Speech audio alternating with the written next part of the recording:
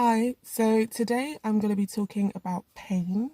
So I probably didn't or cannot really go and explain all of the different ways the human body can experience pain, but I'm going to touch on a few elements of it, things that I've personally experienced, even touch on this week specifically, to give you an update on how it is like, living with sickle cell, but also living with a complex chronic pain condition. So, both conditions cause a high level of pain, each have their own unique version of the way the body is experiencing it. So I feel like I will touch on just how it feels for one, and then also some of the small things that I've done, or in terms of some of the sessions I've been to in terms of learning how to cope with a long-term chronic condition. Touch on things that I've also learned in those seminars or workshops that are supposed to help and sometimes do help. So just to give you, I think I'll start with this week. I'll probably do another talk, let's say another time. But this week I had my blood exchange, and I mean, usually, you'll have your exchange, and the next day I'm usually tired, but I rest and then I move on, I get better. But this time during it, I was having sickling pain, so my sickle percentage was quite high. So of this, obviously the sickle cells are being taken, the red cells are being taken out of the body, which is partially some sickle cells. So I'm feeling that, feel like I'm feeling that going through my arm, coming out of my arm. So very sore, very sharp, very potent. It's like sharp pains. Just, and it's only in my arm. And then went through that process, was tired, but the next day my chronic pain decides to flare, and I don't know if it's because my body was trying to get used to these foreign objects, which is donated cells, which thank goodness people do, but this is foreign objects going into my body still. So I don't know if my body was getting used to it. I don't know what was happening, or if I was just having a flare because I was exhausted. But I had this flare and it was so uncomfortable. Uncomfortable is a beautifully nice word to explain it. But I was lying in bed feeling like I couldn't do anything, like paralyzed.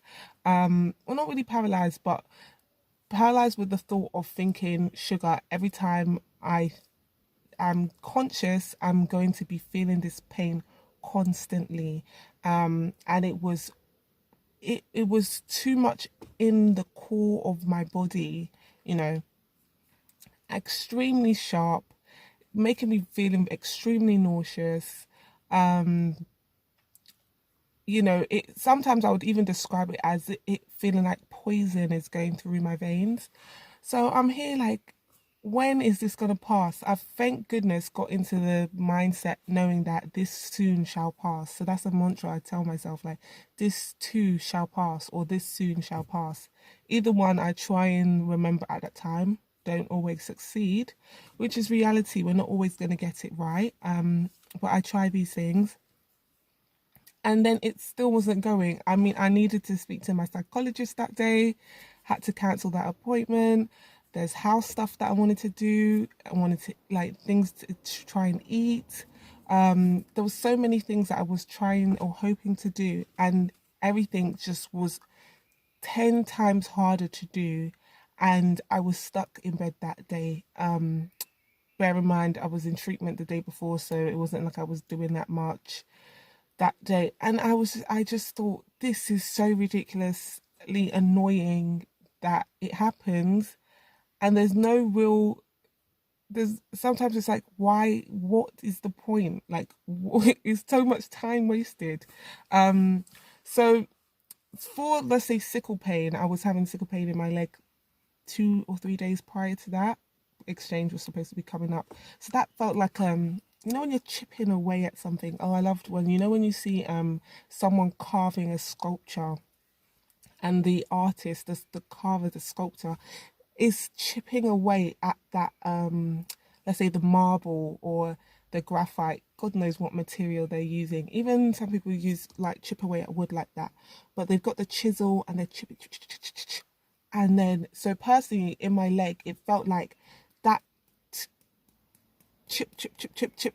And because obviously for me, in the way I envision sickle cell, it's like, you know, these cells sticking together, they're quite sharp, they're getting clogged up and causing obstruction in the veins. So you know your blood is still trying to pump and go through the veins normally. So imagine, in terms of the clot is in the cell and blood is still trying to pass through, and every heartbeat it's pushing, trying to push the blood flow through, and you're just feeling that obstruction and the inflammation in that section.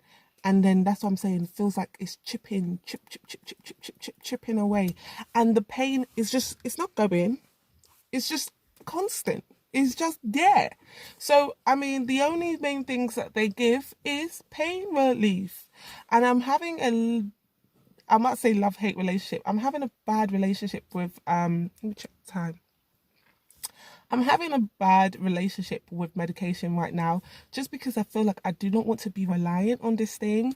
I want to have a full and thriving life, and to be stuck on medication is problematic. So sometimes when it's not as bad as that chronic flare, I would tend to either watch shows. I used to always watch, like, documentaries, not documentaries, sorry, sometimes I'd watch documentaries, but I would tend to watch, you know, writers when they are doing their book review or they're being interviewed by another person and they're discussing their book. I used to love watching those things.